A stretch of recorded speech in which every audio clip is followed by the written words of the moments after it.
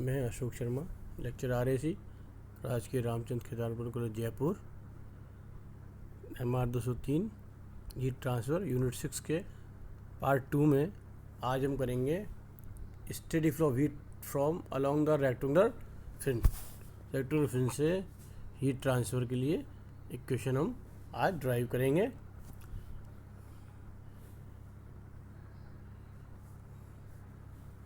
ये चित्र में आप देखिए, ये बॉल है, वॉल से जो है ये रेक्टेंगुलर फिन अटैच है।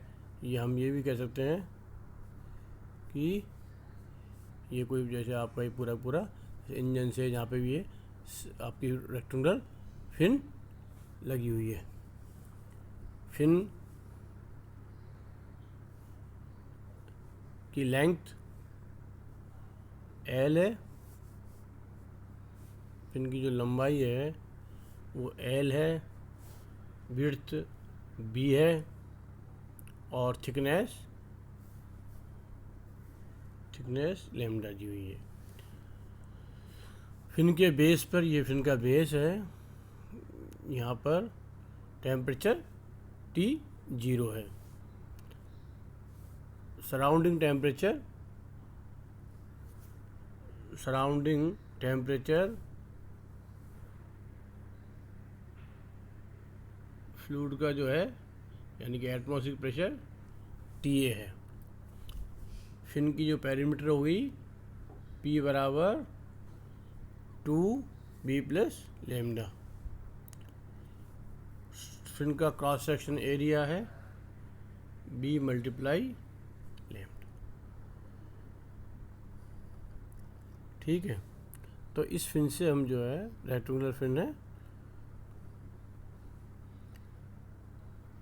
स्टेडी फ्लो मानते हुए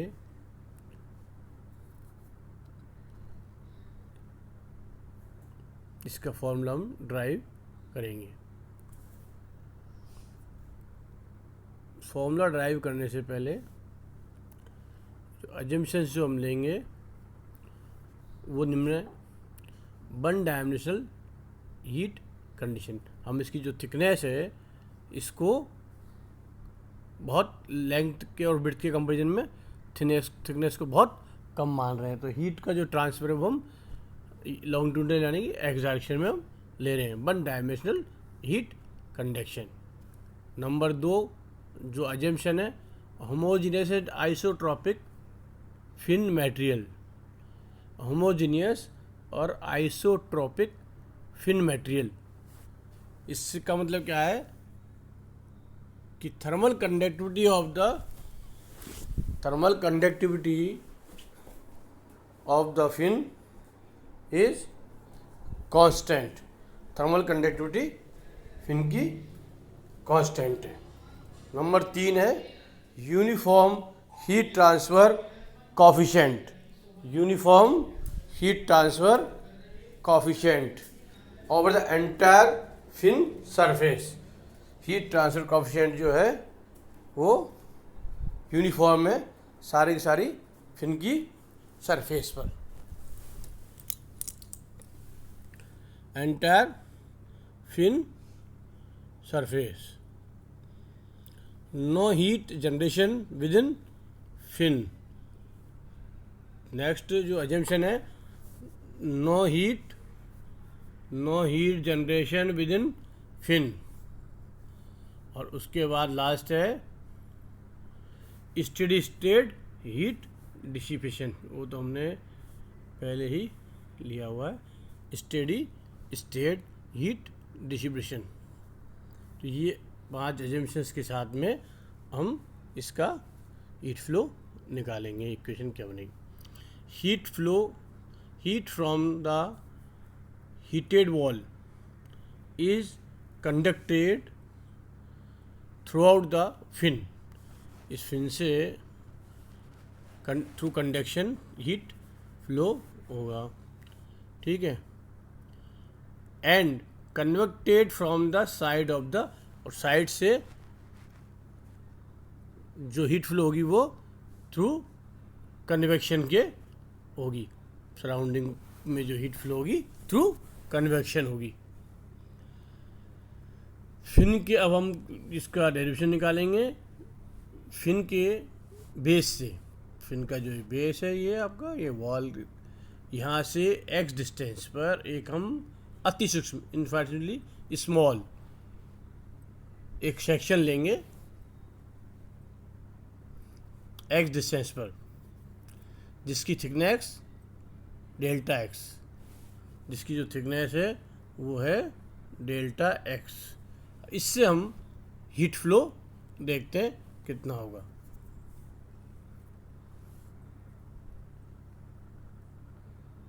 ये आपका टेम्परेचर डिस्ट्रीब्यूशन कर्व, ये हमने बनाया temperature distribution curve. By axis पे टेम्परेचर है और ये एक्स एक्सिस पे ये लेंथ ऑफ द फिन है। ये वाई एक्सिस पे टेम्परेचर और एक्स एक्सिस पे लेंथ ऑफ द फिन।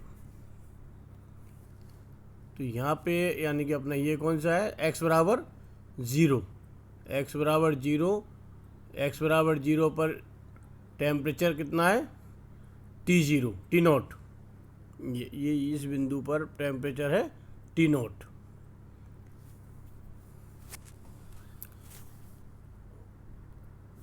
और ये यहाँ पे है atmospheric pressure TA।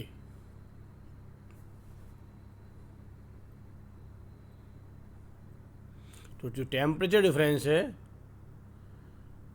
T not minus TA, temperature difference ये हो गया आपका T नॉट माइनस TA।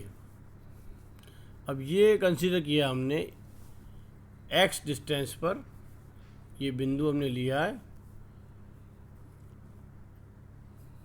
ये वाला पॉइंट हमने लिया, ये और यहाँ से यहाँ तक, ये इसकी जो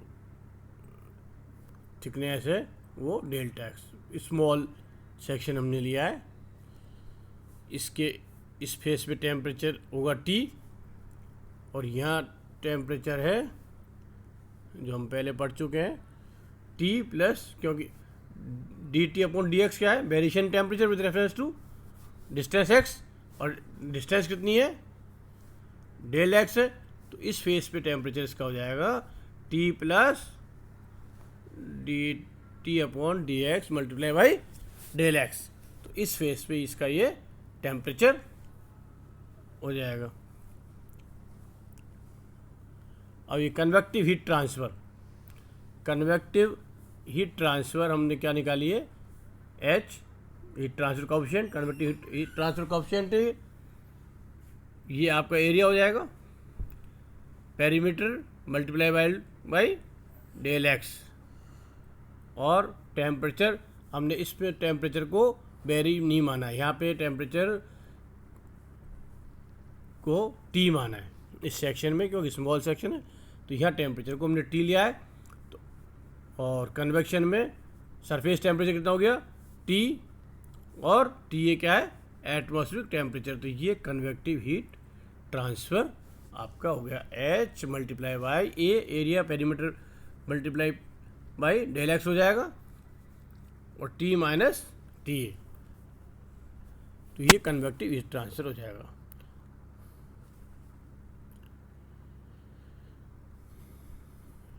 अब हीट ट्रांसफ़र हम देखते हैं कैसे कैसे होगा। सबसे पहले हीट कंडक्टेड जिसको हम कहेंगे heat influx, heat conducted into the element. ये जो एलिमेंट हमारा इसमें हीट फ्लो यानी कि QX, ये कौन सा है QX, ये QX है। ये कितना हो जाएगा वही फॉरियर इक्वेशन से, minus K AC area of the fin dt upon dx at the distance x, ये हमने लिखा at the distance x। Heat conducted out of the element, तो ये एंटर की यहाँ पे और ये यहाँ पे आउट, आउट कहाँ हो रही है, Q x plus delta X. तो ये क्या हो जाएगा, minus K A D T upon D X X plus delta X. तो इसको हम क्या लिख देंगे, minus K A C D Y D X, और टी की वैल्यू यहाँ पे क्या है, T plus D upon D x. ये हम पहले भी कर चुके हैं। ये जो हमने heat flow through conduction of rectangular road और वाल का हमने निकाला ना, इसके अंदर जो नई चीज़ ऐड हुई है वो ये कन्वेक्टिव हीट वाली। हमने वहाँ पे जो है कन्वेक्शन से रेक्टेंगुलर रोड से निकाला हुआ है सबसे पहले ही। तो ये आपका हो गया heat conducted out of the element, इस एलिमेंट से हीट, ये तो इन हुई क्यू एक्स और क्यू एक्स हुई आउट, ठीक है। Next, heat conducted out of the element between the plane x and x plus d x. इस जो हमारा स्मॉल सेक्शन है, इससे थ्रू कन्वेक्शन कितनी हीट निकल रही है, तो H P del x T temperature of the surface हम यहाँ कांस्टेंट माना है, यहाँ टी को हमने यहाँ टी को कांस्टेंट माना है, क्यों, एलिमेंट जो है, एलिमेंट की जो थिकनेस है बहुत ही बिल्कुल शून्य के बराबर है, तो यहाँ हमने इसको टी लिया है। तो ये H coefficient, heat transfer coefficient multiply perimeter divide multiply by del x, और टी सरफेस टेम्परेचर, और टी ये सराउंडिंग टेम्परेचर टी है। तो ये आपका कन्वेक्शन से हीट ट्रांसफ़र हो रही है इस सेक्शन से, ठीक है। अब हम क्या करेंगे, हीट बैलेंस इक्वेशन। तो हीट इसमें एंटर हो रही है क्यू एक्स, और कन्वेक्शन से हीट निकल रही है और कंडक्शन से हीट निकल रही है। तो यहाँ पे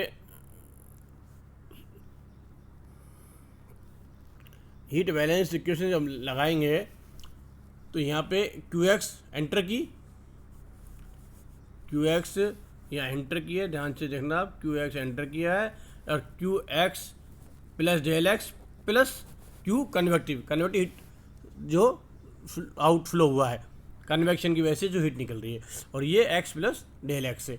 तो ये हमने लिखा हुआ है यहाँ पे minus K A C D T upon D X power minus K A C D Y D X T plus T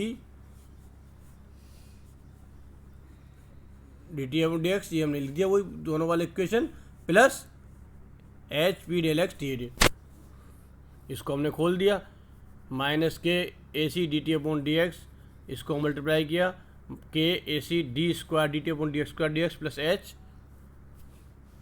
P del x T minus T H. फिर इसको रीअरेंज हम करेंगे, ये इधर इसको दे जाएंगे, ये कैंसिल आउट हो जाएगा, ये और ये कैंसिल आउट हो जाएगा। तो ये आपका हो जाएगा फाइनली, इसको जब हम सॉल्व करेंगे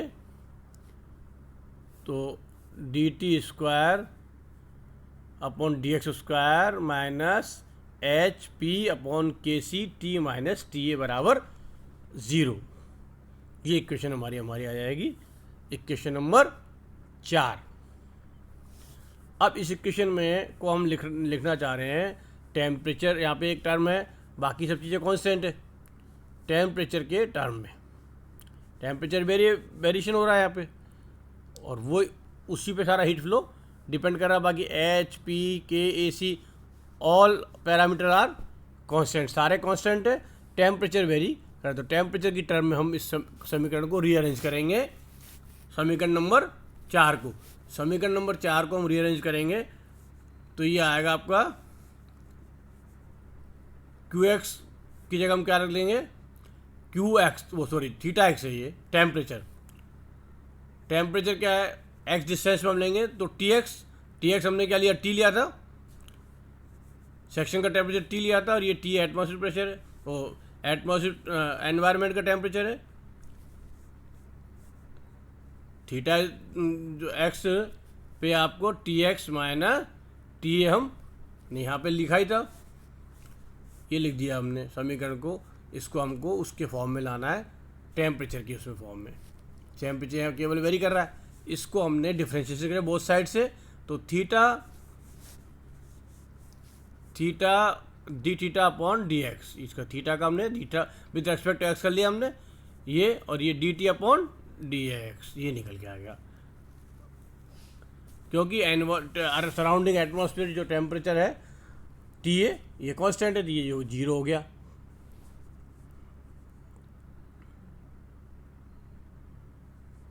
कांस्टेंट है। इसको फिर एक बार हमने दोबारा से डिफरेंशिएट किया, तो D square theta upon D x square बराबर D square T upon D x square. अब ये समीकरण 4 में हम D square T upon D x square के स्थान पर D square theta upon D x square और टी माइनस टी ए के स्थान पर हम रखेंगे थीटा। तो ये इक्वेशन हमारी 4 में जब ये पुट हम करेंगे तो ये इक्वेशन बनेगी। तो ये दोनों जो इक्वेशन है 4 और 5 दोनों ही steady flow heat rectangular fin से हीट ट्रांसफ़र के लिए दोनों समीकरण जनरल इक्वेशन है ये 4 और 5। यहाँ पे एच पी के ए सी सारे जो पैरामीटर हैं एम के ये सारे की सारे कांस्टेंट हैं। हमने पहले माना एच कांस्टेंट रहता, के कांस्टेंट है, उसके पैरामीटर कांस्टेंट रहेगी फिन के लिए, पर्टिकुलर फिन के लिए, तो ए सी उसका कांस्टेंट हो गया। तो ये ओवरऑल मिला के क्या हुआ, एम जो है ये कांस्टेंट हो गया। तो एम को जब कांस्टेंट हमने कर दिया तो ये समीकरण हुआ, कौन सा समीकरण बन जाएगा ये समीकरण हो गया आपका homogeneous second order differential equation.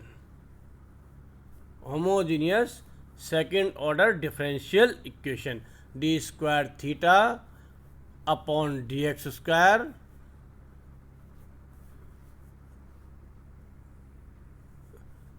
Minus M square theta बराबर 0।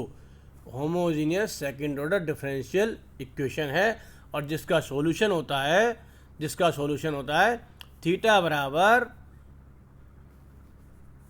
जिसका सॉल्यूशन है थीटा बराबर C1 e की power mx plus C2 e की पावर माइनस mx। अभी C1 और C2 दोनों कांस्टेंट है और जिसकी वैल्यू डिपेंड करती है बाउंड्री कंडीशन कौन कौन सी है। तो बाउंड्री कंडीशन लगाकर हम इस इक्वेशन का जनरल सॉल्यूशन निकाल सकते हैं। तो बाउंड्री कंडीशन 3 तरह की बाउंड्री कंडीशन फिन के केस में होगी। एक तो हम लिख सकते हैं फिन को इन्फाइनेटली लॉन्ग। इन्फाइनेटली लॉन्ग का मतलब क्या होता है, बहुत ज़्यादा लंबी हम ले लेंगे तो अल्टीमेटली जो फाइनल टिप का टेम्परेचर है वो क्या हो जाएगा, आपका एटमॉस्फेयर टेम्परेचर के बराबर हो जाएगा। ठीक है, तो टी बराबर टी हो जाएगा। एक कंडीशन ले सकते हैं हम end fin is insulated, fin का जो एंड है उसको हम इंसुलेटेड कर दें तो क्या कंडीशन बनेगी। और तीसरी फिन की जो हम एक फाइनेट लेंथ जो लेके हमने किया ही है, तो ये हम जब लेके करेंगे तो उसके अलग अलग सॉल्यूशन निकलेंगे, C1 C2 की वैल्यू निकलेगी। वो हम तीनों कंडीशन ले लेके नेक्स्ट किसी लेक्चर में डिस्कस करेंगे। ये पूरा आपका जनरल इक्वेशन फिन की है। 4 और 5 समीकरण दोनों को आप एज ए जनरल इक्वेशन ले सकते हो। अपने BTR के सिलेबस के हिसाब से अपन देखते हैं तो ये आपके लिए मोर देन सफिशिएंट है। 4 और 5, 4 तक भी आप करके छोड़ देते हो तब भी कोई इशू नहीं है। ये आपका क्यों जनरल इक्वेशन निकल के ये आपकी आ गई। ठीक है, ओके, थैंक यू।